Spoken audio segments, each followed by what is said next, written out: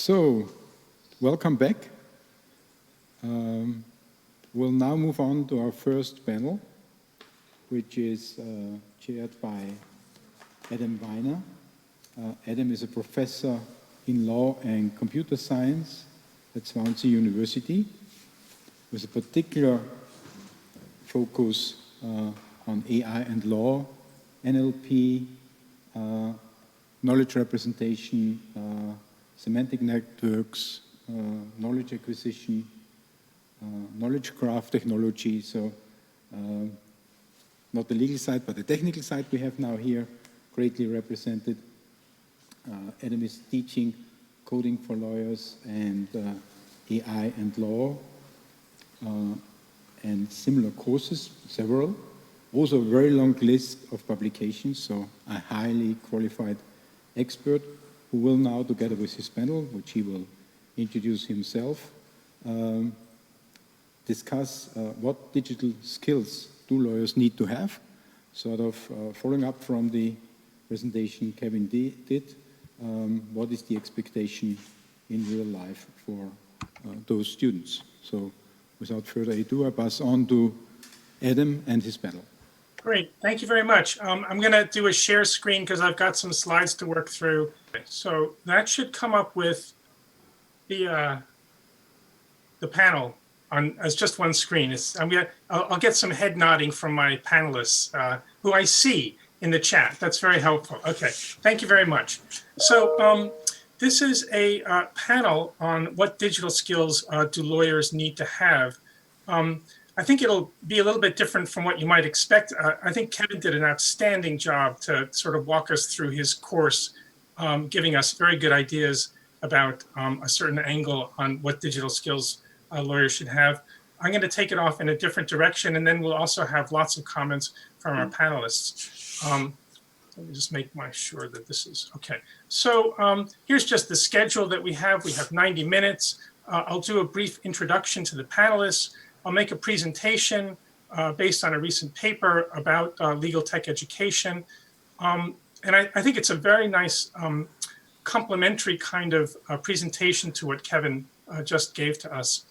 We'll have 15 minutes for various comments from our panelists about their view on legal tech education, what's needed. We have some questions to the panel. We'll discuss that among the panel. And then we'll take questions from the audience. So we should have plenty of time to get a discussion going. So the panelists, I was already introduced. Thank you very much. Let me also say to Stefan Elder and to Eric Schweighoff, thank you very much for inviting me to serve on this panel, to meet new people and to engage with this overall process. It's really an honor to be included in this. We have three panelists. Rebecca Williams, who's a professor of public law and criminal law at Oxford University in the Faculty of Law. She does research in criminal law, public law, law and technology. And she has a couple of very, very interesting projects going on now. I'm sure she always does, but realizing accountable intelligent systems and AI for English law, which is the area that I kind of already had some contact with her. And it's quite a large project happening in Oxford, and they're making all sorts of progress. And I've given you her email address as well. I've also done these kinds of things in the slides because this is all being recorded, so it's available for later information for people. We have Heribert Anzinger, who's a professor for business and tax law in the Faculty of Mathematics and Economics at the University of Ulm. His research is in business law, corporate tax law, and capital market law. And he has a couple of projects on legal foundations of smart contracts. So he's doing, I guess, Bitcoin and things like that, distributed ledger, maybe. We'll hear more. And also the digitalization of law and applications of data science in law. We have also Martin Wyner, who's a professor of business law at Vienna University of Economics and Business. He's also the director of the Center of IP and IT Law. Let me also say about all of the panelists, there's a lot more on their bios and their CVs than I've covered here, all right? People have lots and lots of things going on. I've cherry-picked a few topics. I hope that's okay.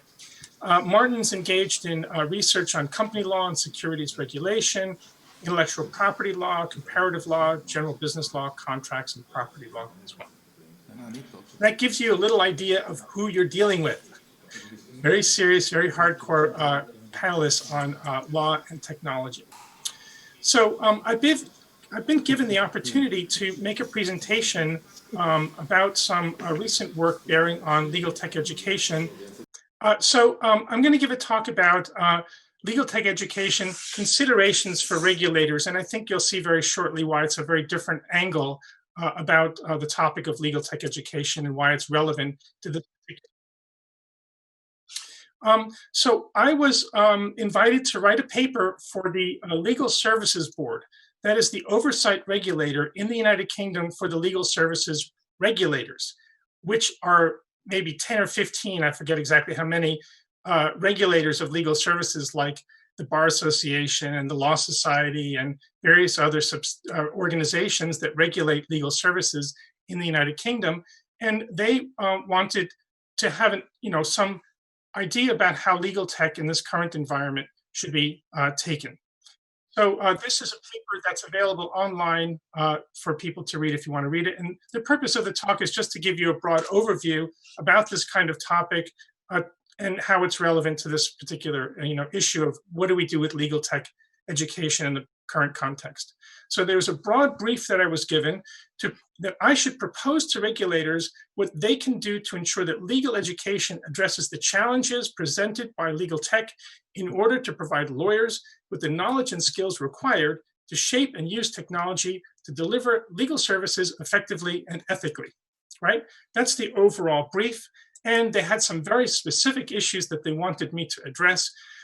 They want to understand the challenges presented by the use of computing technologies to deliver legal services to consumers, understand whether legal education is currently addressing these challenges and how it may need to do so, and more particularly, to propose what regulators can do to ensure that legal education addresses these challenges, knowledge and skills required to shape and use technology to deliver legal services effectively and ethically, right? And so this is the brief that I had about how to react to what the Legal Services Board wanted to see. So in reaction to that, what I had is 5 propositions which I'm recommending that the regulators, the legal regulators, promote. So you can see why this is rather different from the talk that Kevin gave, because it's very, very top down. We're starting from the point of view of the legal regulators and what kinds of general concepts and issues they should be addressing that then get realized in the course of developing and delivering legal tech courses.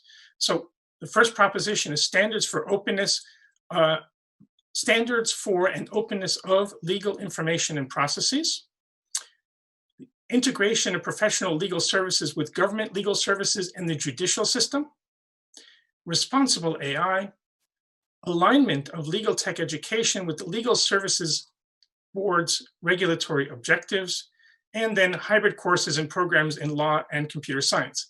Now, to a great extent, Kevin's terrific talk really focuses on topic 5 there, focusing largely on machine learning approaches, which is fantastic.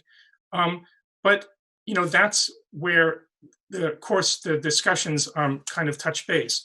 So in the course of the paper, and also I'll give a brief outline in this talk, I'll go over each proposition and some recommended actions, and they also relate more deeply to what should be taught and learned in particular courses.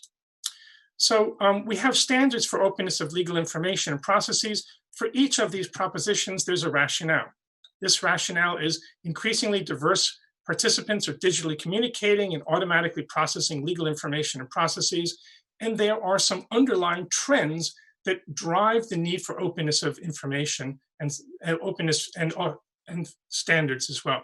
So we have trends about standardization, liberalization, globalization of legal services, things like knowledge flow, that is, rather than individual companies owning their particular information, there's a priority on being able to exchange information and just apply different kinds of processes on the information that's available. There's also a large movement about open data and open software, and there's a large movement about open government that's very live in the United Kingdom. This agenda also supports research-led teaching and learning, because teaching and learning require that the knowledge and skills that have to be constantly kept at the forefront of practice and future developments, as well as whatever it is that we teach students have to be materials that they can take with them when they leave the university and they go into practice. So here's just briefly some of the open government values and some of the aims, and these are a bunch of slogans that can be developed further, like efficiency, transparency, accountability, simplification of core government processes and services, etc. These have been floating around for quite some time, and government more or less has been interested in promoting these values.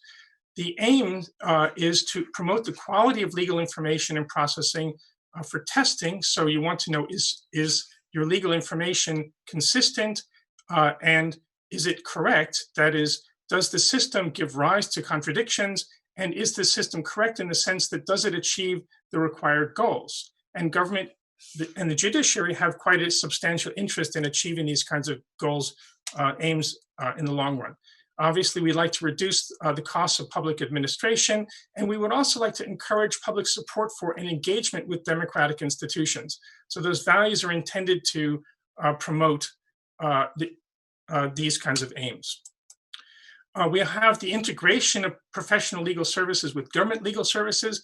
And basically, the point is kind of obvious, but it's that professional legal services interface with government legal services in the judicial system. There's constant interaction between the sources of information.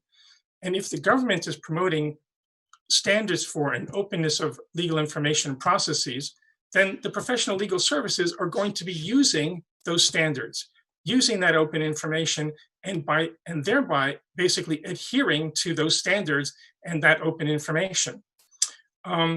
And so I'll just jump down to this point about there's integrated legal information and processes, because each of these kinds of arms really works off the same base, right? The government makes, publishes, and activates the law. The judicial system adjudicates disputes and violations in regard of the law, and legal services provide advice, guidance, and support for parties about the law. They're each operating essentially, more or less, over the same base of information, more or less being presented in the same kind of way. We have responsible AI, which people have probably heard about, and this is going to have a tremendous impact on legal tech education, I think. The rationale is that the legal system makes use of computer science and artificial intelligence, which must be perceived as responsible, right? It's essential that the public and organizations have trust and confidence in the functioning of the legal system as it is, right? So you need to believe that the government's laws are reasonable and valid. You need to believe that the judicial system delivers on its promise to adjudicate disputes appropriately. And so a system that's using some kinds of automation is also going to need to earn that trust and confidence, right? So, so the way to engender this kind of trust and confidence is to adhere to standards for an openness of legal information and processes, because this will allow the processes to be exposed to the public so that they can understand how the legal system is working and what the impact is on their personal lives. There are other versions about responsible AI. Here's one presentation called the Responsible AI Policy Framework, made up of these 8 propositions: that there should be ethical purpose and societal benefit of AI. There should be accountability for the AI system. That is, there should be somebody who in effect is liable for the outcomes of decisions taken by the system. There should be transparency and explainability. That is, the outcomes of the systems should be exposed and available. There should be fairness and non-discrimination, particularly in the preparation of data. We've had a lot of issues about bias in data. There should be inbuilt safety and reliability so that what people say the system does is what the system does. There should be openness and fair competition so that no organizations are being unfairly excluded from access to data or access to processes.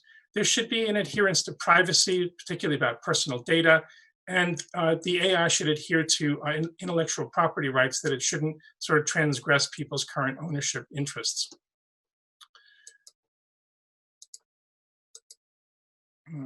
This is now not working. That's interesting. Okay, we'll just do it that way.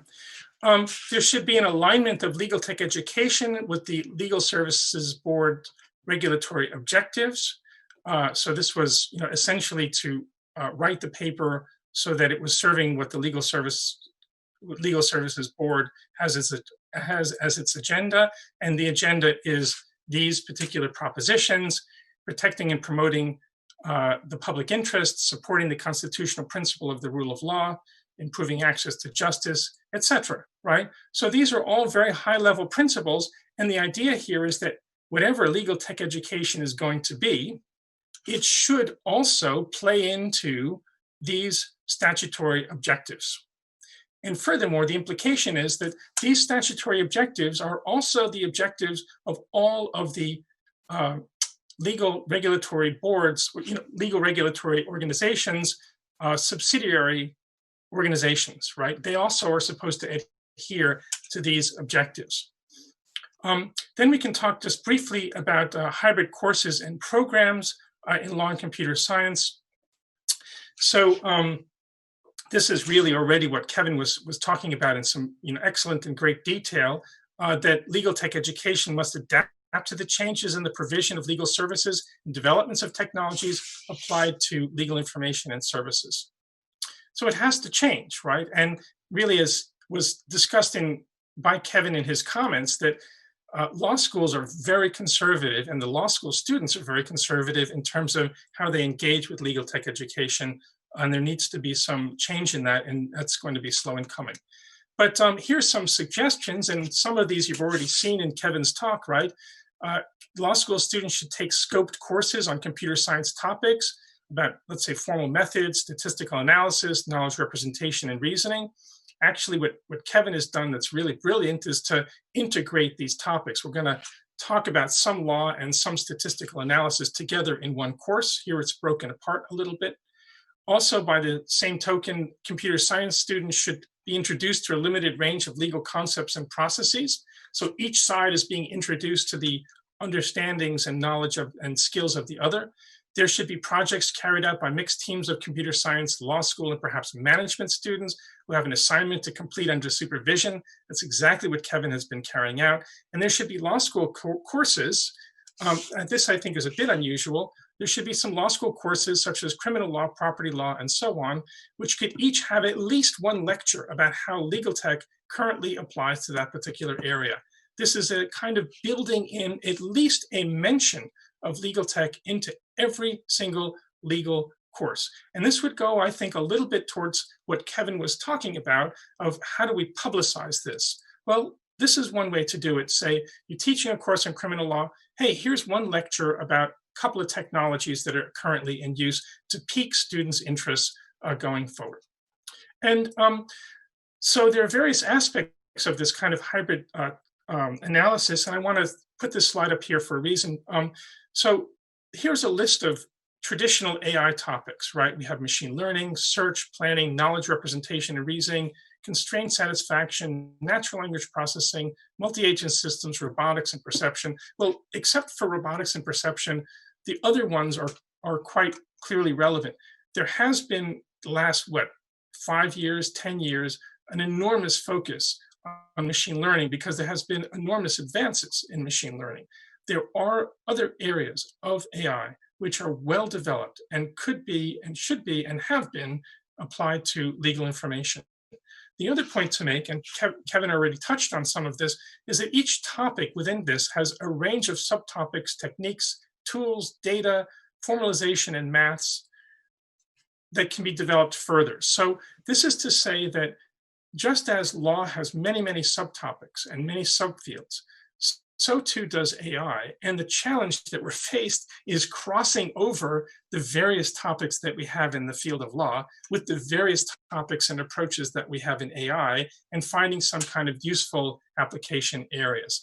And one of the ways that I have of kind of visualizing some of this is to think about the spaces of skills and knowledge that we have for different kinds of tools and techniques that students might want to learn. So in the lower left-hand corner, we have emails and search. right? So still there are students who might need to be, taught how to use tools that are available online. And just above that, you might train students to have some interaction with some online tool. So for instance, Kevin was mentioning Luima Search. Well, that's a tool that students could simply learn how to use. They don't actually have to understand very much about the underlying technology, but they could still make use of it, feeding off of it. And there are a lot of tools that are going to be provided to law school students like that.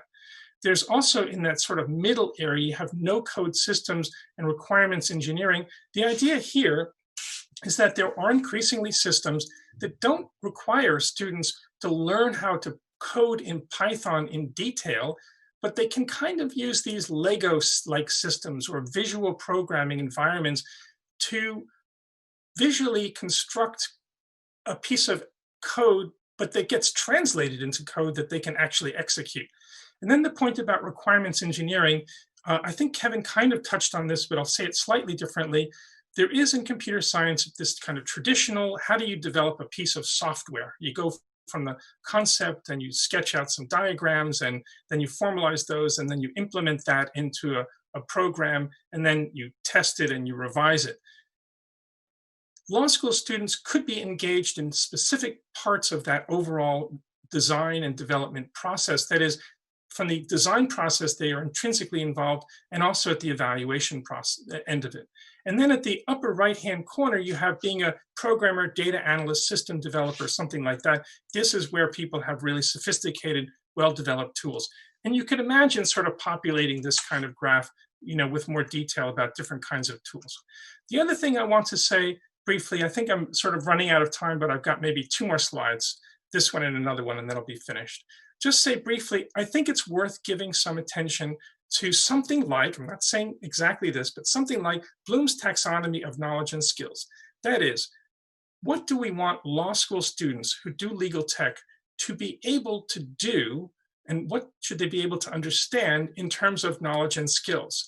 And the taxonomy here is kind of intended to be sort of from low-level knowledge, relatively low-level knowledge, although it can be very elaborate, from knowledge, progressing through comprehension to really start to understand what the tool is doing, application, take some abstract ideas and apply them, to analysis, to breaking it down into breaking down some complex activity into its parts, doing some synthesis, taking 2 different kinds of fields of endeavor and putting them together, and evaluation. So at each point of this legal tech education enterprise, we want to ask, what conceptual tools are students getting out of it? We also already have some of the legal tech topics that are probably very familiar. The paper also has a couple of appendices. I'll skip through these. There's some questions at the end of the paper that could be asked of the regulators. Some of these we might come back to with the panelists. And then I just want to make one final remark, is that I really wondered the extent to which the issue that we're dealing with is a technical, a conceptual issue, and how much of it's really a sociological issue at this point. I think that there are certainly, Kevin knows this very well, there are certainly technical and conceptual matters in AI and law that are very difficult to handle and that we're progressing towards very slowly, okay? There are many other topics which actually I think that we do have, given the resources, we can build solutions for these kinds of things. We're already doing some of these kinds of things. The legal tech companies are doing this already. So the limitation, though, is social and political, not scientific. We need to focus and organize resources to collaborate on scale to solve common problems. And this is actually, I think, the greater hindrance than some of the scientific problems that we've got. So thanks a lot for your attention to this. And now we will move on to the panel discussion. And I think I need to rely on the platform organizers to let me know how they want me to handle this. I can see the panelists, and we have a series of questions. I will confess that we conspired, the panelists conspired to form some questions. And so it's my happy duty to present a couple of these questions to the panelists for their discussion. So I have 2 screens. Oh, one second here. Okay, I have two screens of questions, and we can kind of cherry pick the question, and the panelists can address these. So let me, this is a bit like a playlist. I thought, how about question 2? I think I'll leave people free to pick up the question, but is knowledge of legal tech in addition to or instead of substantive legal knowledge? And if it's in addition to, in what ways and what aspects? If instead of, what may be lost or substituted? I think this is a really deep question and one worth trying to say something about in the context of legal tech. Thank you very much. To me, that question leads to another question. Very well put. The question of what will the division of labor between lawyers, mathematicians, and computer science look like in the future? So do we still need the legal expert who is still at the center of legal education today, or when the tasks of lawyers change and no longer focus on expert knowledge and repetitive activities and platforms take an increasingly important role in the legal services market, the question arises not only of future tasks, but also of the division of labor. So what will be the role of computer scientists in the future, who are trained, as you suggested, with law skills too? And what will be the role of lawyers in the future, assisted by computer scientists or substituted by them? And maybe there are some tasks for mathematicians too. And if we talk about the role of the lawyers, we also have to talk about the role of law professors in the future. You just suggested that law professors should teach legal tech too, but then we need to have law professors who are able to teach legal tech and who have these capabilities. And I wonder if it's the right way to train law professors with legal tech so they can train lawyers, or if it might be better to embed computer scientists, so researchers, into law faculties, or mathematicians into law faculties. So that's a core question in the legal education, but also in the career ways of law professors in the future, to me. Yeah. We can't hear you. If I could just jump in. Yes. On that one. Yeah, and then Rebecca. Yeah, just very briefly. I mean, the whole story of automation and also computerization has been that less skilled workers are redundant. And I think that law or the legal professions to a large extent have been protected from these effects. And I think we are now at a stage where this is going to end sooner or later, but it's the beginning of the end, so to say.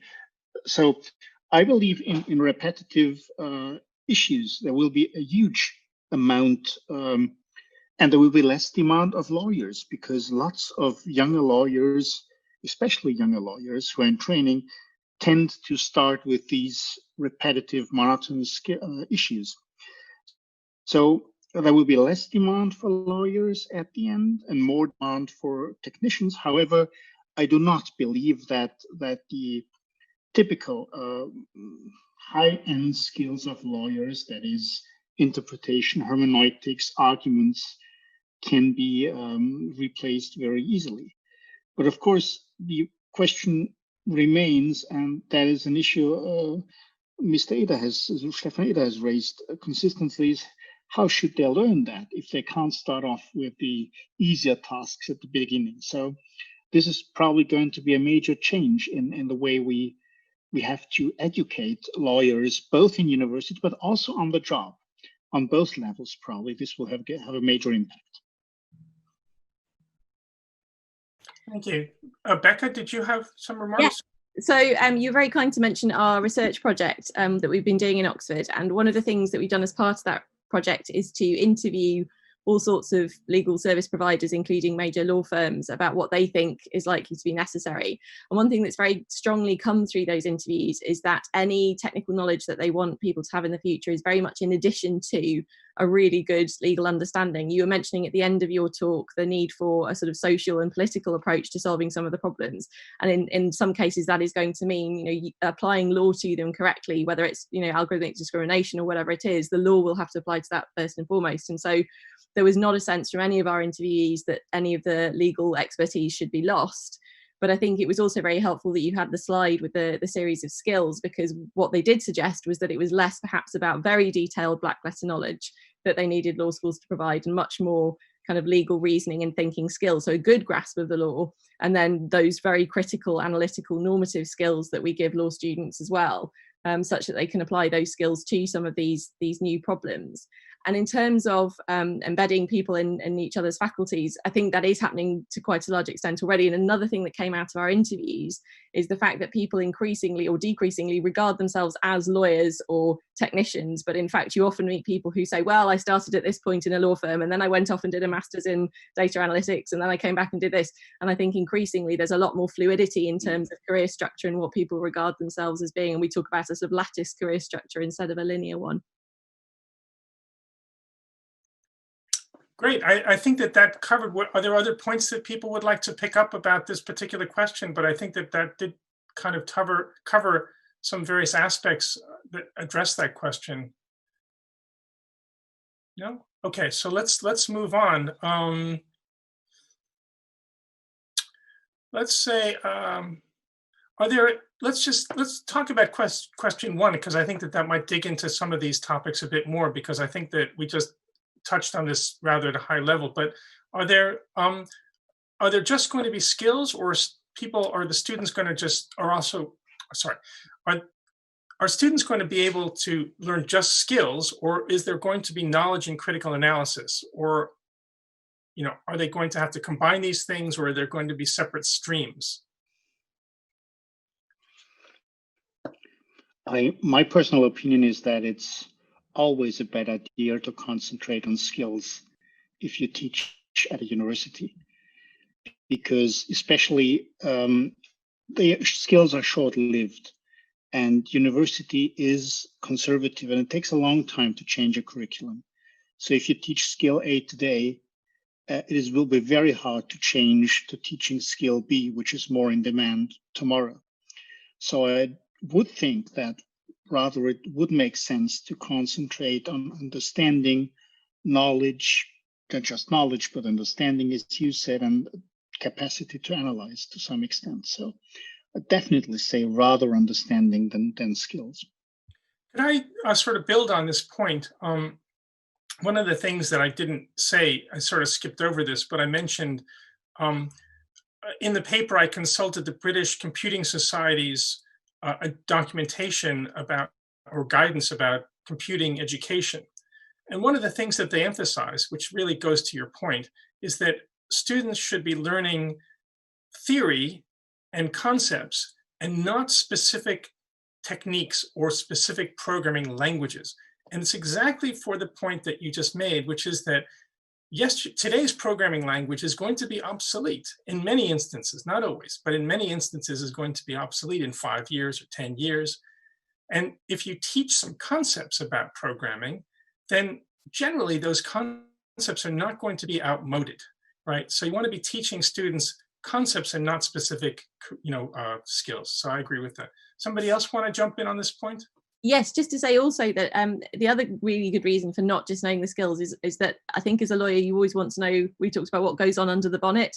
So, whenever you hear from people who promote the kind of low code or no code systems, that's always the argument that's made for them. Oh, lawyers don't need any of these skills because, it'll just be all off the shelf and they can just do it. But I don't think any lawyer really is comfortable with the idea of using something like that when they don't actually know what it's doing or how it works. And so I think that the knowledge and critical analysis are always going to be vital for that aspect as well. Yes, so absolutely. I think it leads to a core question if finding justice is a craft or not. So to me, it's more than a craft. It's an art. The core element of a law course is critical analysis, discussions, and all those things. But I'm not sure what the new technologies which effects new technologies will have on the law. So maybe new technologies could change the law. And I think we have to have an eye on the effects of new technologies on the function of the law and on the objectives of dispute resolutions. So if I think of all those online dispute resolution mechanisms and those platforms, their aim is not to find the law, but to resolve a conflict. And that could be a kind of a craft, resolving conflicts. And if you have computer scientists who look at the things lawyers do, they might get the impression that that's easy, that's always the same thing. And we have to defend the law from that impression, I think. Yeah, that's an interesting point about critical analysis. I mean, we have to give students enough of a capability not only to critically analyze the law that they're dealing with, but the systems that they're dealing with as well. I thought Kevin also made that point. You know, he kept on reiterating this issue about developing systems and evaluating them and being able to critique them. And I think that that is the right trajectory, that we can't simply say, oh, here's a result from some machine learning study, and that is now perfect and now perfectly accepted. We have lots of experience now that machine learning studies are faulty, perhaps based on faulty data that was fed into them. And if this is going to start to be used in legal settings, we have to have the capacity to critique the data, the algorithms, the output of the data, these kinds of things as well. So there's a sort of an interface issue between law and computer science where critical appraisal is absolutely essential. So great. So let's just do a couple of questions over here. Anybody have a preference? I'm happy to take suggestions from anybody. Could I just have a second Please. run at the last topic? I wanted to say that we would have to distinguish between the understanding all or almost all law students need, and that would be the critical analysis part. But then, of course, we would need specializations as well. So probably we should try to achieve two aims. On the one hand, the aim of getting some minimum general knowledge, enabling some understanding and some critical analysis to all law students. And then at the same time, provide the possibility for these students to get a good specialization if they want to do that. So I think we would need to follow these two approaches as universities. There may also be students who really don't want to and are not disposed to doing critical analysis. They may just really want to learn some skills to get a decent job and have, you know, a career that they can build on over a period of time. And there are already plenty of law school students who just regard law school that way. It's a profession. Learn the techniques, learn the material, and then, you know, if you're working at an insurance company, that's wonderful, and that is a good thing. Right, but there's going to be a spectrum of things that are, you know, spectrum of skills and a spectrum of students that are really being served. A question here that people want to address? Actually, Heribert, you touched on this question 8 already about how training can be offered to lawyers who are already in practice. I mean, in a way, law faculty are lawyers in practice. And some, you know, it's this kind of skills upgrading kind of issue. Do you have any thoughts about how we might you know, make offerings to lawyers who are in practice or law faculty, how to bring them on board? I think that's important that we foster the cooperation between lawyers in practice and law schools and law faculties. In Germany, the legal education is divided into two parts. We have the part at the university, usually 4 to 5 years. And then we have a system of a kind of a stage at courts, at lawyers, at the administration, at the prosecutors of about 2 years. And in the second phase of the legal education, we have a lack of new technologies. There are old lawyers, old judges who are teaching the things they are teaching since 10, 20, 30 years. And we have to bring into that second part of the education the law faculties who are quite near at new developments. And then law schools have to open for education of trained lawyers. So we have to offer programs at the law schools to do that. Because at the universities, we have the chance to see new technologies very early, so we can adopt them. That's important to me, that universities don't stop with the exams, but also offer courses for trained lawyers. Yeah, I agree, absolutely. We're trying very hard to develop what we call continuing professional development courses for people who are already in practice. And I think that's absolutely vital, because it's great. And we do increasingly have courses in universities for current students, which are law and computer science. But so much of the workforce is already out there and went through universities before any of this was available. And so I think it's really important that we do reach them. And that also enables us to provide that kind of critical, normative, stepping back a little bit and taking stock kind of perspective that universities are so good at, the research-led critical and normative perspective, rather than just, informing them of what's already there, but also giving them those skills. And conversely, the other thing that we found is that actually having people from practice who are using some of this technology come in and talk to the students, so having it a two-way process, we train those in practice, but also get those in practice to come in and talk to our existing students, and that works really well too. Yep. So maybe we have time. I'll take guidance from the chair, but maybe we have time for one more question. Let's go with question 6. Do you feel that you have any kind of, let's try to put this as priorities, right, of the various knowledge and skills in AI, in legal tech? Here we have a little menu of them, but would you set some as more urgent, pressing priority than others, or are they all equal, or is there something missing here? Here we have statistics, which could also go into machine learning, formal knowledge, representation, and reasoning. Let's say some things about logic. Other areas of AI, let's say planning or natural language processing, whatever, or should it be programming, or should it be this thing called computational thinking? That is, computational thinking, it's more about how you decompose a large and complex problem into its constituent parts and their relationships to start to go towards a design, towards a solution to some legal tech problem, right? So it's more of an analytic skill. Or something else, but I just wondered if you might prioritize things in this area.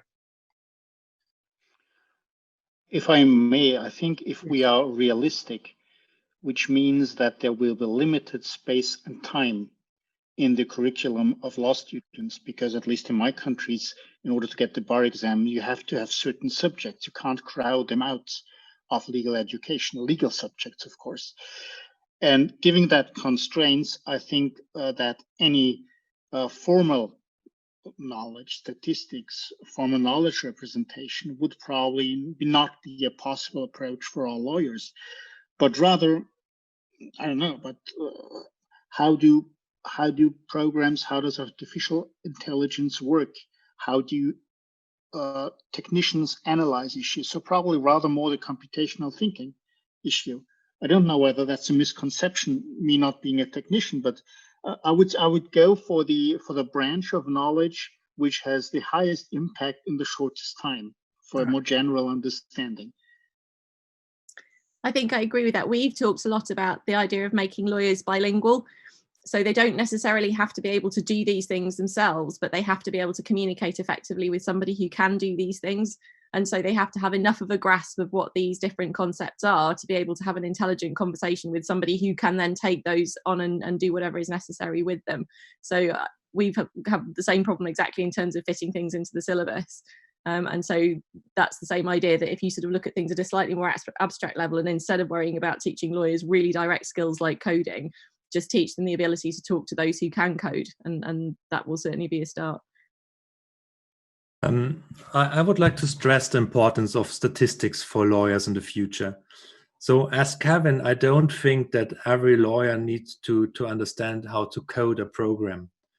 But I think that lawyers in the future will have to have an understanding of statistical methods, not only to understand how machine learning works or robot lawyers work or chat bots work or something like that, but also to understand new ways of finding the facts in a case. So I think you mentioned, Adam, the new ways statistic methods went into decisions about let something out of prison or not.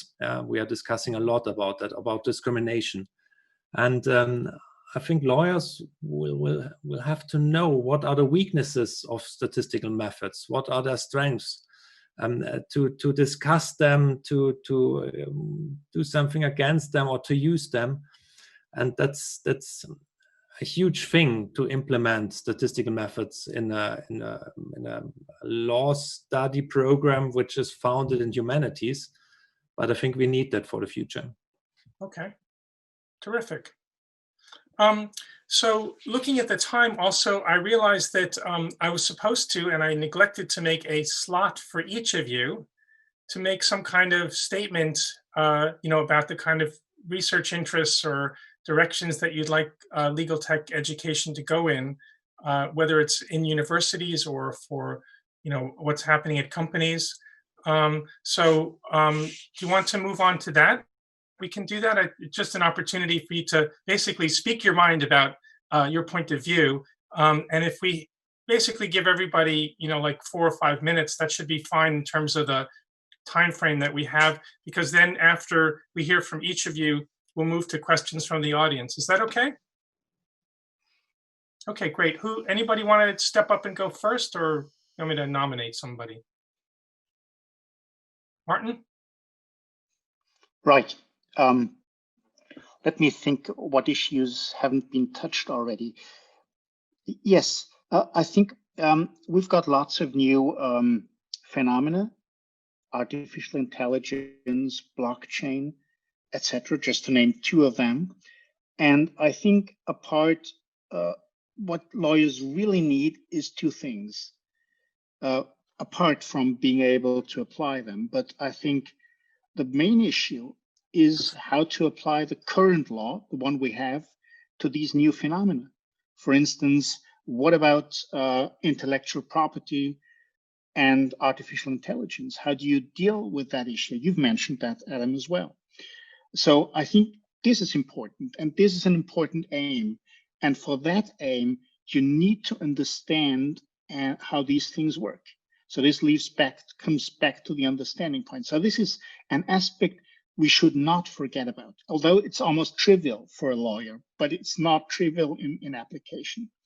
And then the second point, the second aim for lawyers should also be, how can we modify the law to get workable solutions? And for that as well, you need a rather good understanding of the issues. So I think if we ask what is the aim of legal education in the field of legal tech, it should not just be how to apply it, how to be profitable using legal tech or whatever, but to address these 2 core issues, because these are societal core aspects. And so that is what I wanted to make clear. What is the aim of legal education in this field? And these are the 2 main aims. And then there's a third point I would like to make, which is more on a very general level. I think that lawyers should be careful to explain the application of all these systems to the normal citizen. Because at the end of the day, we are living in an era, I think, of alienation of the citizen from the state. And this alienation happens because you don't understand how this works. And with AI, it gets even worse, because not even the people who have programmed AI understand how they arrived at a certain solution. So we should try and get, and I think this is a responsibility for lawyers as well, we should try and get a communication strategy to the normal citizen, how to make them understand as far as it is possible what we are doing. And that I think is a core requirement for lawyers if we want our society, our system to keep functioning the way it does now. Malfunctioning sometimes, but more or less functioning, let's say. Great, thank you very much. Heribert, do you want to go next? With regard to our core question, what digital skills do lawyers need to have? I had the chance yet to stress my three most important preliminary questions. So how do new technologies affect the role of the law and the objectives of dispute resolution? What role shall statistical methods play in the process of finding justice in the future? And what will the division of labor between lawyers, mathematicians, and computer scientists look like in the future? I think we have to clarify those three questions before we start to structure new courses or new programs. But if I may take the time to stress another point, and let me have a word on smart contracts you mentioned at the beginning. So to me, smart contracts are not necessarily linked to blockchain technologies. They often are, and they are self-executing contracts. And if they are, they need blockchain technologies. But what I find exciting about smart contracts, that they represent an application in which law is represented by a programming language. So they are a way to translate law into programming languages. And we are discussing whether smart contracts are a contract or not, and where is the content of a contract. But if we are discussing electronic laws, so is it possible that a regulator amends laws in a programming language? We will see that much earlier in private law.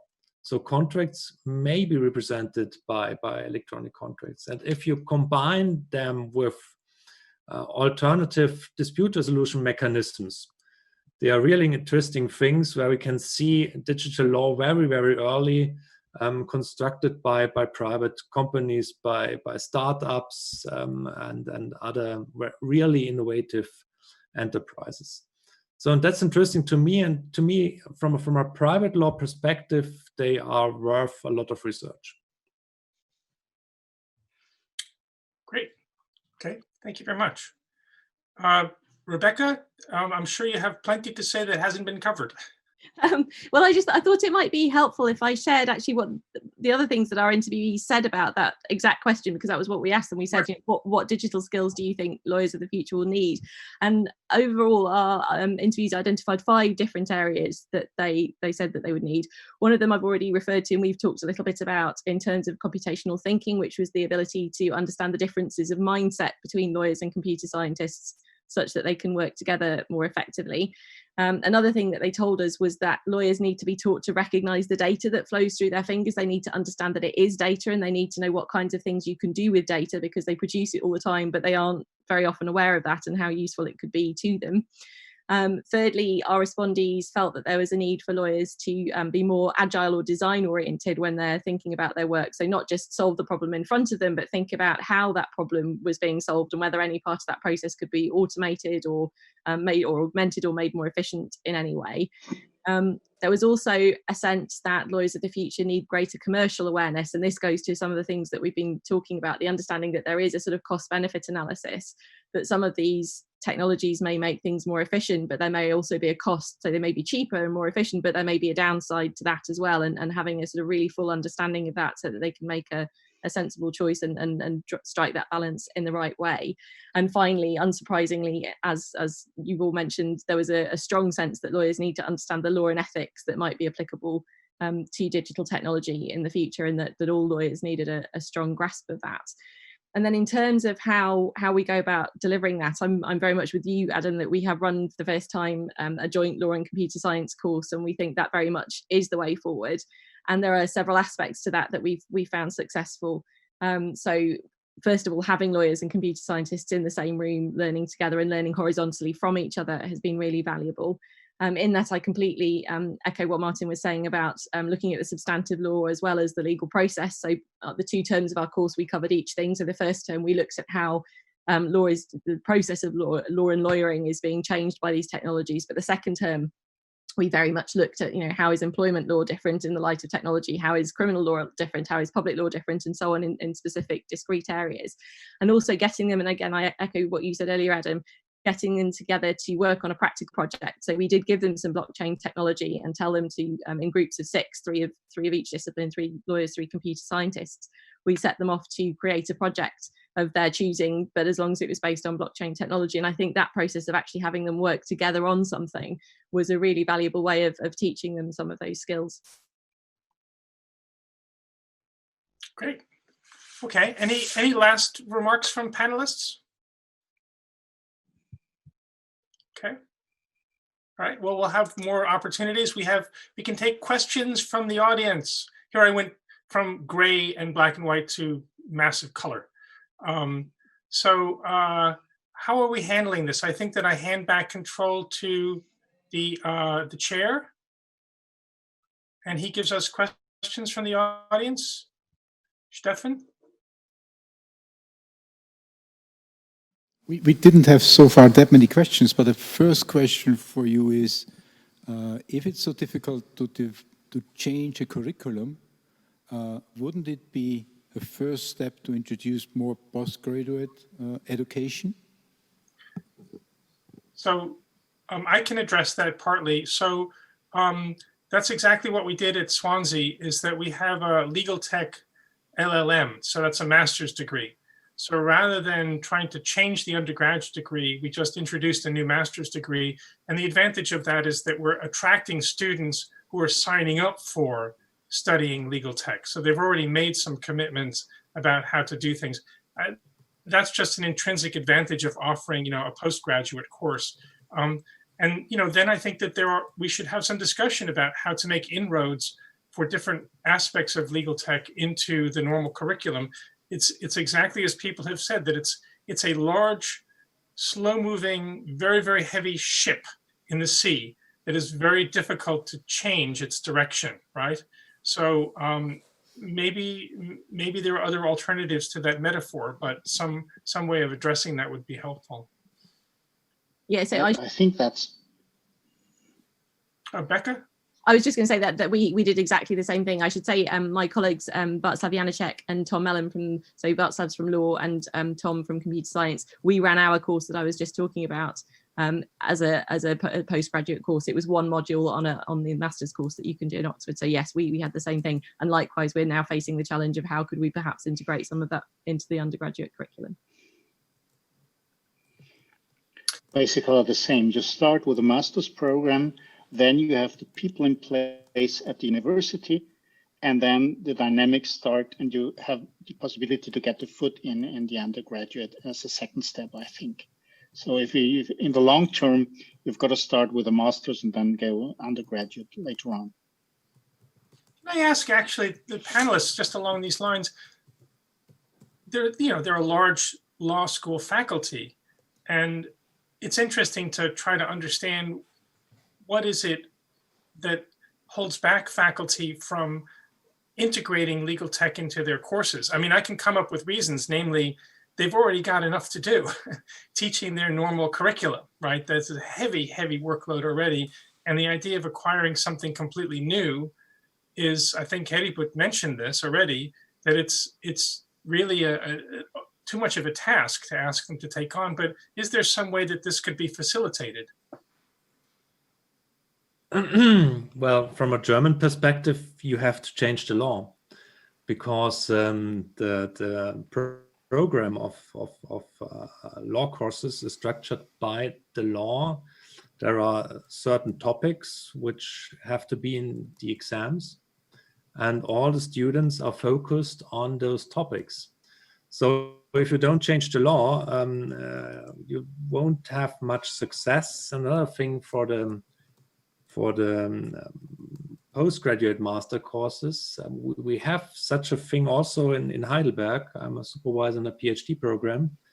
And at the moment, we have a lack of lawyers in Germany. That's interesting, because there were times we had too many lawyers, but at the moment, the wages are at top, and all the students don't need to have any added qualifications. So we are training hundreds, thousands of students with the knowledge of the past, which is good knowledge. So I think we don't need to change too much. But if we don't get the legislator on our side, nothing will change. And the other thing is that it costs some money to invest in the study, because you need new law professors, and you have to invest something also in the post-university program. And at the moment, there's not that much interest. Every time I look into the UK, it seems to me a paradise, because you're investing a lot of money into legal tech. Yeah? I read about the £1 billion plan of online courts, and I thought that everything's changing into legal tech in the UK, and there's a lot of money from venture capital funds and running into that program. So I think if we see a change, we must see it the earliest time in the UK. Why isn't it the case? Well, I'm sure that Rebecca knows this very well, but one of the reasons why things changed so dramatically in the United Kingdom is because the examinations for law school students were being transformed, and the qualifications that you need to earn to practice law were transformed, allowing for much greater variety of skills. And so these new exams are going to come into force in a couple of years, I think, and that's led to a complete overhaul. Rebecca can correct me, because I'm not a law faculty member, in the traditional sense, but they've really had to do an overhaul of how they're going to deliver the curriculum towards what exams. And that provided an opening for subjects like legal tech into the program. The other fascinating thing about the innovations at the highest level in the United Kingdom is that they delivered this notion of functioning legal knowledge, where they kind of decomposed legal knowledge and legal practice into all of its sorts of parts and relationships. And I looked at this and I said, that's a very interesting modeling effort about the law and legal practice. It's almost as if they got some computer scientists and said, tell us what the law is in its parts. So I think that you're right. I think that in a way it starts from the top down, and that's partly the reason why the UK moved ahead the way that it did. Other people can correct me on these matters, but I don't know if we want to continue to talk on this point or take another question. So let's take, there's a couple of questions that now popping up. The first one is one that law professors will just love. Does it make sense to get rid of Roman law, Latin, and other sort of old subjects and replace them by subjects more aligned with technology? And that's complemented by the question whether or not it makes sense to merge sort of legal education and computer skills, like legal informatics study. And to what extent is another question, to what extent are the methodologies in computer science and law the same, or overlapping, let's say. Overlapping is a better word. I think I'll have to let that for my legal colleagues to address them. Okay, well, maybe I should start answering, given that I'm one of the two law faculties in the UK who insist on teaching compulsory Roman law still, and I think we are the last two who do it. And I think that very much goes to the first question that we started with, which is, what are we teaching law students and why? Because if we think, we're teaching them specifics of Roman law, then obviously, no, that's not remotely as important or useful as teaching them about legal tech would be. In fact, very much what we try to do with Roman law is we say to students, this is an introduction to a legal system. A legal system has to solve problems in society, like what happens if my stuff gets mixed with your stuff? We need a rule to sort that out. So how might we go about drafting such a rule? And also, obviously, it gives them a basis for understanding continental legal systems, civilian legal systems, as well as the common law. So I think if we think about it like that, and we're really focusing not just in Roman law, but across our legal curricula, in terms of what are the skills and what are the techniques that we're teaching them, rather than what is the specific detailed legal knowledge that we're teaching them, then we are giving them those sort of critical skills, which we do still think are really important, whatever particular subject matter they learn them in. So it's not obviously that legal tech isn't important, and I'm the first to say that we should be integrating that in our curricula as well, but it's very much by focusing on what we do best in terms of our existing curricula and making sure that it integrates with that, I think. I like the idea of combinations. You mentioned it, Adam. I think that you said that in a criminal law course you can embed also a legal tech unit, and Roman law and legal tech are not mutually exclusive. So you can do some research on Roman law with legal tech tools that might be really interesting and might motivate students to do some Roman law and to do some theory of the law and also to do methods of the law. Because those are the courses some of our students always think they are annoying, theory of the law or methods of the law. If you do some legal tech things there, that might be really interesting for the students too. I could just jump in on that one. So we are one of the few faculties in Austria which does not have Roman law anymore. So quite different to the UK situation. I was always thinking, if you need Roman law to understand what law is about, well, why the heck can't you do it with the current legal system? And this would probably have the double advantage of getting to know what law is about and how it works, and getting to know what the law is as well, which is helpful sometimes as a lawyer. So that's the first. Second one, as far as the methods are concerned, I think, for instance, I would completely support what Heribert has just been saying, that methodology is a core issue. This is something else like Roman law. Roman law is one legal system you use to learn methodology, and you can do that with other systems, with the current system as well. And that brings us to the second point: is the methodology of law on the one hand, and the methodology of software. I would not dare to say computer science is the same, and that brings me back to the smart contract example Heribert has brought forward before. I think this is, from the methodological point, very different, very interesting, because it shows probably a major difference between law and software. Because if software uses the code and strictly follows the code, and that would be the same as if a contract were only interpreted by its wording. Software can't do another thing than follow the code. And we know that in legal reality, the interpretation of a contract as according to its purpose is probably the main important issue. Even for a lawyer, it is quite clear that this can easily override the exact wording, can override the code. And the smart contract as such cannot deliver that.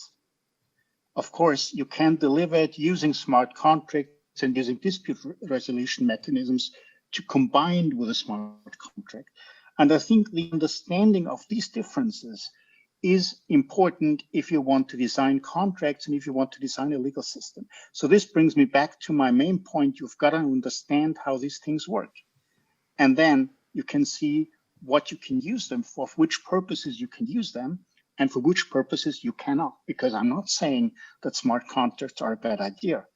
I'm just saying there's limitations, and you have to understand these limitations, both if you apply it commercially and if you want to design rules on how to make use of smart contracts in a legal setting.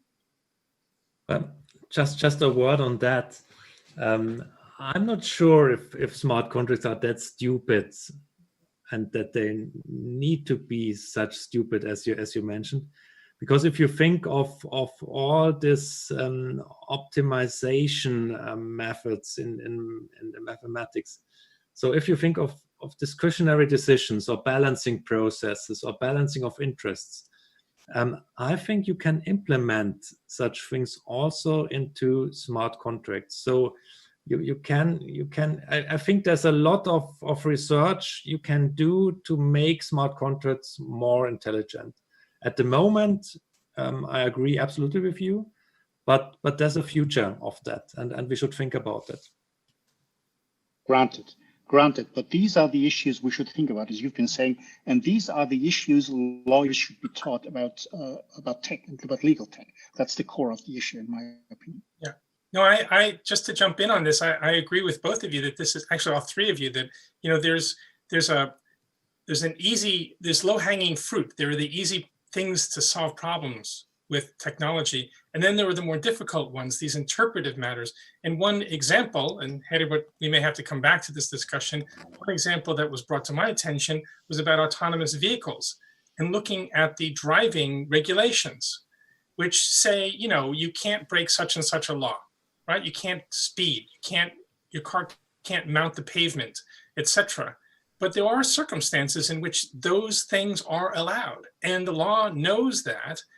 And how can we build software systems that would accommodate that huge variation in terms of actual local circumstances? And in having this discussion, exactly the kinds of points that Heribert was just mentioning, optimization, there are various kinds of techniques to take these alternative circumstances into account. But that's kind of the frontier, right? There's what are we educating for at one point, and what's the frontier? And what I find attractive in the context of the current discussion about legal tech education is it's probably very helpful to help students understand what's the low-hanging fruit, what are the things that just require some mechanical, technical solution, what are the slightly more complicated areas that may require some kind of dynamic interface with a human user and a computer system, let's say for legal aid. And then what are the frontier issues, those things where they're the vague concepts and discretionary issues and things like that. That's a very useful kind of spectrum of understanding for people to have.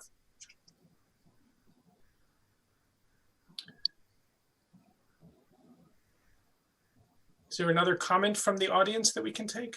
Yes, well, I think that was quite a side discussion on this. The point Robert Kowalski made, who was a keynote last year, is what about computational logic as a bridge between legal thinking and computational thinking? The other way around, put more training in logic and Methodenlehre, so basics of law, as Heribert Anzinger mentioned, help lawyers to better understand also the computational thinking.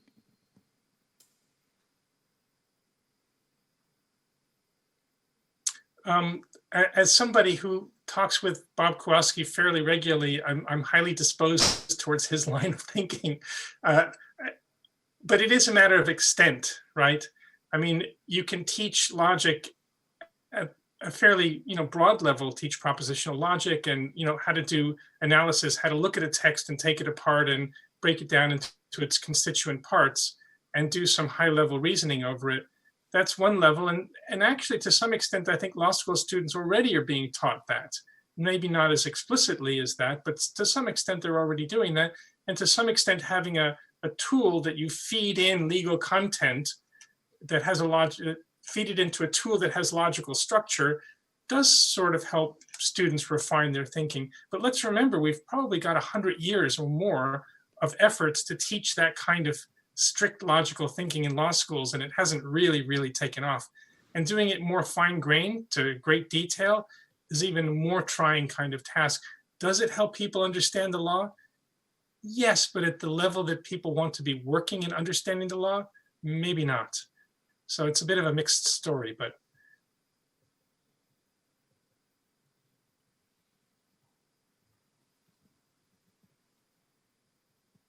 Other people want to pick up on that? Yeah, well, I think some method awareness would certainly help, because I think at least in Germany, students learn cases, they learn exam schemes. They are focusing on the exams, on cases from the years before. And I think we could foster method awareness in Germany at least.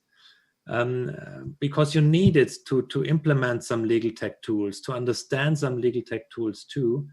If it necessarily needs to be only logic or only data science, that leads back to my questions from 10 minutes ago.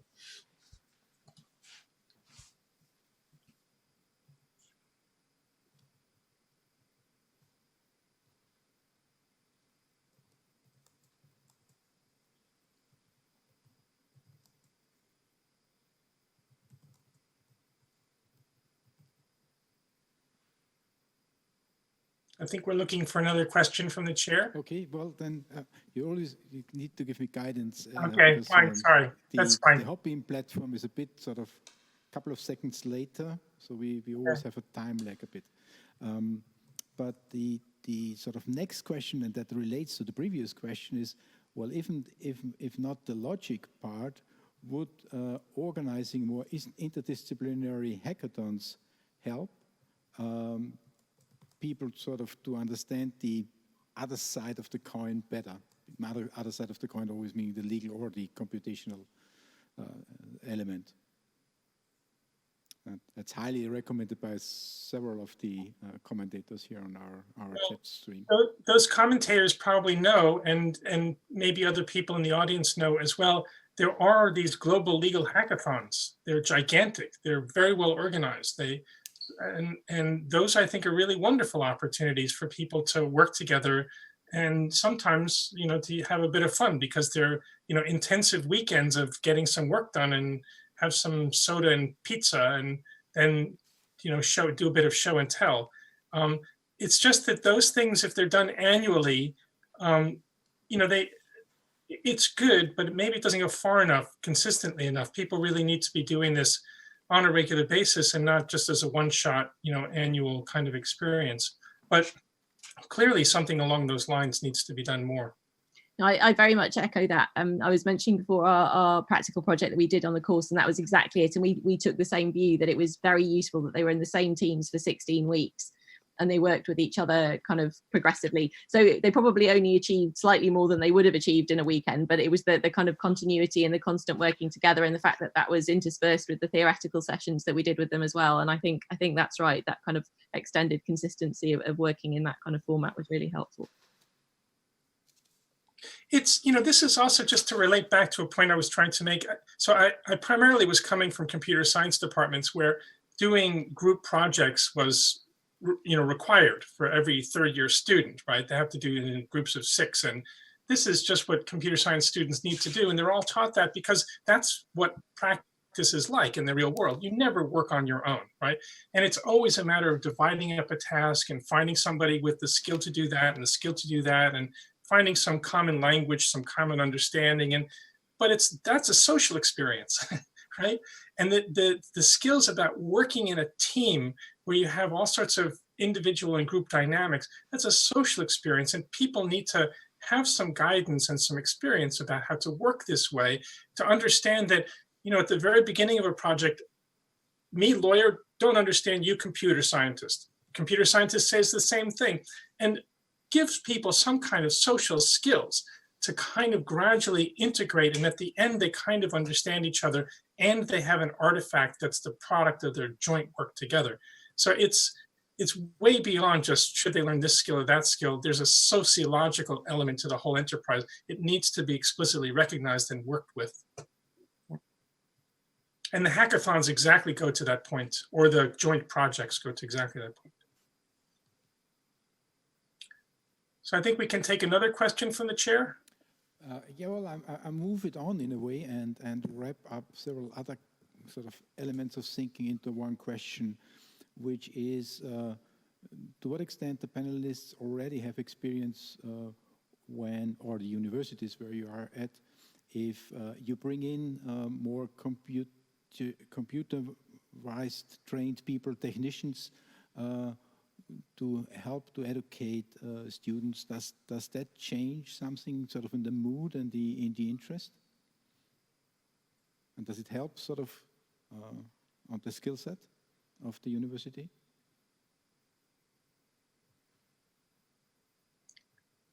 I could make a comment there. I think sometimes it can be counterproductive. It's actually quite subtle. It's quite easy to get somebody who's a specialist in computer science to talk about things that they think the law is about. And it's very hard for law school students or faculty to parse what the computer scientist is saying. And that then creates a bit of a negative disposition. And I also see graduate students in computer science, the way that they talk and the way that they think about things and how easy it is to make solutions or whatever it is, it can be rather difficult to kind of engage with that. And I think that there has to be some way to introduce people who are in, let's say, computer science into the ways of talking and thinking that are relevant in law. There's a certain cultural issue that needs to be addressed. And so it's not always straightforward to have somebody from computer science say, this is what we can do. We could do this in visualization or machine learning, and the discussion will just go past people. Would co-teaching help between a lawyer on one hand and a technician on the other hand?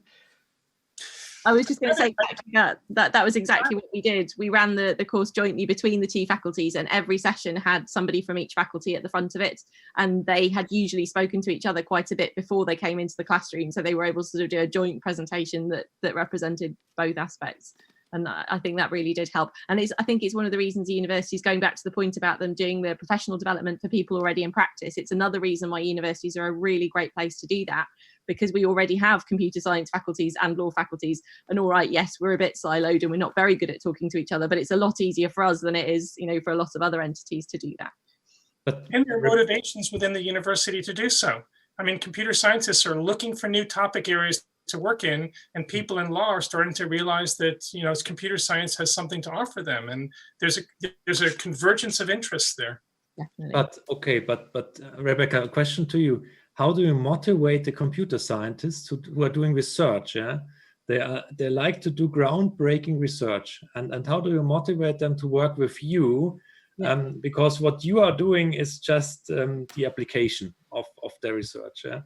And vice versa, also lawyers like to do research and not work with computer scientists. So that's a huge problem. So what is the interest of them?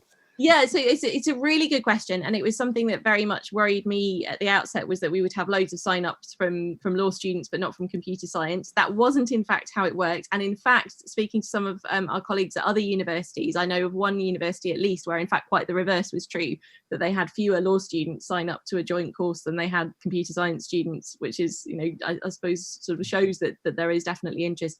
I think the main thing is the points that Adam was saying, is that everybody has realised that this is a really highly potential future career path. So for computer scientists, working for law firms is definitely something that's now on their agenda and their prospects that perhaps wasn't in the past.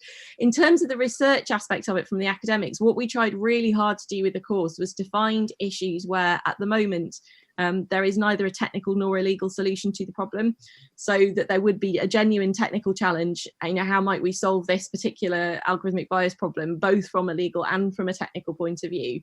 Or the same in terms of, one of the sessions I did was on digital evidence. And so, the problem is that the law requires a particular piece of evidence, and there was some suggestion that in fact that evidence is not captured on people's phones in the way that perhaps it could do. And so my colleagues sort of said, right, I'm going to go away and look at this. I'm going to go away and see if I can make my phone do this now. And so we very much tried to focus on those kinds of issues where it really is at the cutting edge of both. And I think that's absolutely right. If it hadn't been at the cutting edge of both, one side would have lost interest. And I think that makes a lot of sense. And are also the computer scientists able to publish their work and to go to conferences which bring them some regards or something like that? Because they need to prove their research in journals or conferences. Where can they do that? Well, AI and law conferences, URIX and ICAL. Yeah, okay. So, but actually, increasingly, there are venues to publish this kind of work. Increasingly, 10 years ago, it was much smaller. It was basically URIX and ICAL, and now you'll find workshops at major AI conferences and things like that. So there's more and more opportunity for that. Okay. Yeah, and my colleagues on the other research project that I work on, the accountability research project, what we're finding is that quite often we're able to sort of think about writing two aligned papers. There's a law-focused one for law journals and a technical-focused one for technical journals, and each of them picks up a little and explains the legal context to the technical one, or explains a little bit of the technology in the legal one, but we're very much able to sort of produce those parallel papers. So I think we could take another question from the chair. Yes, there is sort of, it all related, it turns a bit, but do you think there is demand for legal tech courses versus do well-ranked universities sort of rather see legal tech as something, in parentheses, second-class education? Well, I think Kevin mentioned this, and I'll reiterate that kind of point in terms of the actual numbers that we're seeing. I mean, there are only a handful of legal tech master's programs around the world, as far as I can tell, and they're not attracting 30, 40, 50 students. We got, a fairly small number, and, Kevin got, I think he said 13 students, and, the numbers are fairly small right now. It's not entirely clear what that's about. If it's simply publicity, or as we were previously talking about, demand driven by the law firms, that could very well be the case. So, it's not entirely being demand driven at this point, other than people believe that this is where things are going. There's a lot of legal tech startup firms, and the large law firms have all opened up their own, research and development departments. So it's quite interesting at the moment to see, what starts traction. I don't know what's going on at Oxford in terms of actual numbers, but it's. Yeah, so I mean, we capped our course. We said it was 24 people only, 12 from each discipline. We were oversubscribed by lawyers, so we had more lawyers wanting to sign up than we were able to take. So that was good. I think it is true that there is a greater degree of inertia among higher ranked universities. There tends to be a sort of degree of self-satisfaction and, why do we need to do this? We're great at what we do already. Whereas I think that's right. Maybe lower ranked universities are looking to do more of this to give themselves an edge over their competitors. So I think that may be true. But given what I was just saying about the fact that, this topic presents cutting edge research for both lawyers and computer scientists, there's absolutely no reason why it shouldn't be done at all universities. And as I say, we are increasingly growing our field. Others on the panelists want to comment? Or? Okay, so we can take another question from the chair. Yes, well, I spin this a bit further because sort of we have another 7 minutes. I'd like to ask a question I did ask Kevin before. So if you have a glass ball and can look into the future, how strongly would you expect demand to increase? How many lawyers will the industry request you to train on with more technical skills, and how quickly would that happen? Well, the information that we have is that law firms, Richard Susskind wrote about this. So he's somebody who writes about legal tech in the UK, and this has a series of very well-known books. What he wrote and what we've heard from law firms seem to be the same message. That is, there is clearly a gap between the skills and knowledge that law firms require for carrying out legal tech and the people who are coming in to the firms. And one treatment for that is that the firms will start their own internal training programs, which is also starting to happen, although at a pretty rudimentary level, or the law schools really start to get on the wagon with this. But there's clearly right now a gap. We don't actually know how many people that will be. That's quite unclear, right? If a law firm every year, a large law firm every year, accepts, a couple of hundred students, is that going to be replicated for legal tech, or will it be 10? We just don't seem to know at this point. Well, but couldn't have. Sorry, Martin. Heribert, please. Well, I think at the moment, as I mentioned, we have a lack of lawyers. So the law firms are seeking law students, classically trained law students. So they take all the law students from the law faculties, and if they are seeking for legal tech specialists, they take computer scientists or business lawyers who are trained at universities of applied sciences. So, and as long as we have that demand for lawyers, I think from the side of the law firms, nothing will change. If we have more lawyers than are demanded, then I think something would change, because the students will learn that they need some additional skills. But I don't think that the pressure is coming from the law firms at the moment.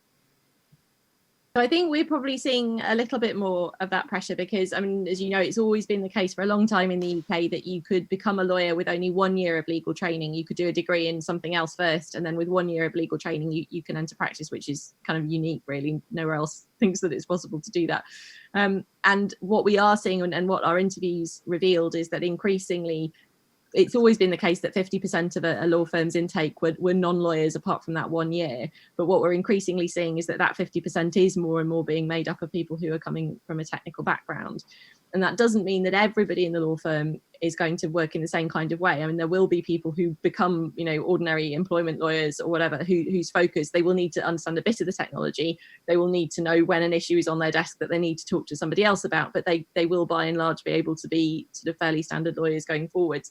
But firms are increasingly also thinking of having people who are, my colleague has coined the term sort of legal technologist, people who are able to sort of stand back a little bit and think about augmenting and automating some of the processes in the law firm. And those people are, I think, increasingly from, certainly from non-legal backgrounds, either creative backgrounds, interestingly, or computer science.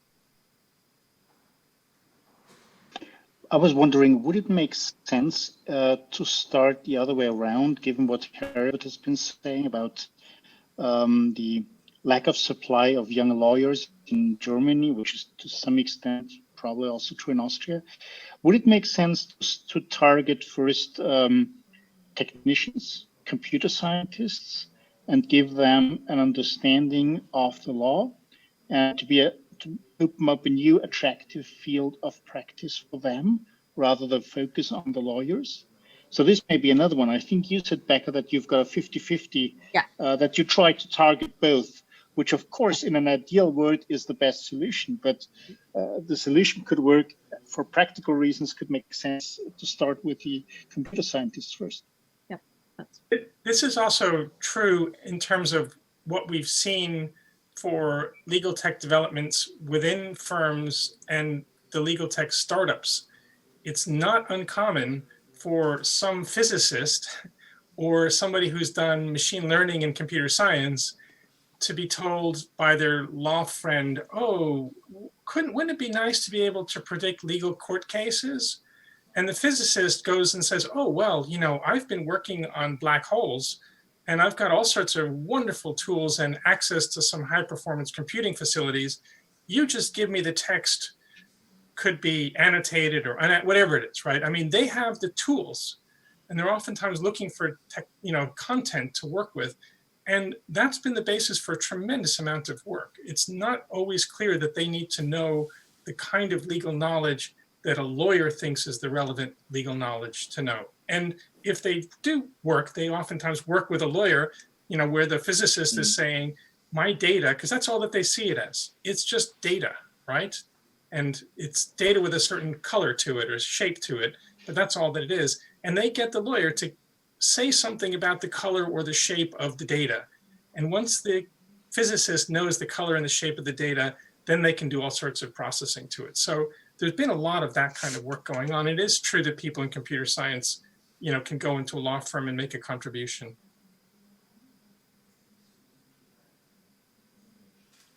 So I think we could take, if we have any time, we could probably take another. No, I think we are sort of at the end actually of our time schedule. So I think it would be best if you would wrap it up in a short statement for the panel, I guess, or all the panelists together. Short statement for the panelists. Thank you very much to the panelists for your comments and your questions and your feedback. It's been a pleasure to have the conversation with you, and thank you also for the questions from the audience. I think that we could agree that it's really a moment where there are lots of questions and there are tremendous numbers of opportunities. It's not entirely clear what legal tech education means, but that's one of the things I think that's going on in the law schools is they want to have an answer, and they want to have it soon. And there's a certain amount of concern about not having the answer soon. And I think part of the message that we have is, well, a little bit of patience and a little bit of creative exploration is going to pay off in the end. It's not the traditional legal practice as you know it. And you need to start to kind of open things up in the way that other fields have opened up to other opportunities and creative ways of working and thinking. So I think that that's something of what we've reflected here in the panel discussion. So again, thank you very much to the panelists. It's been a pleasure for me. Thank you. Thank you. Well, that's very well put. Thank you all together on that panel. I think it was a great experience from the number of questions that came in. I'm quite convinced there might be a number of follow-up questions. We are taking now a short break. Refresh yourself, take the opportunity to look at the sites of our sponsors, and I hope to see you all back at 6:30 our time here in Vienna. Thank you. Thank you very much, and thank you again to that great panel for your contribution.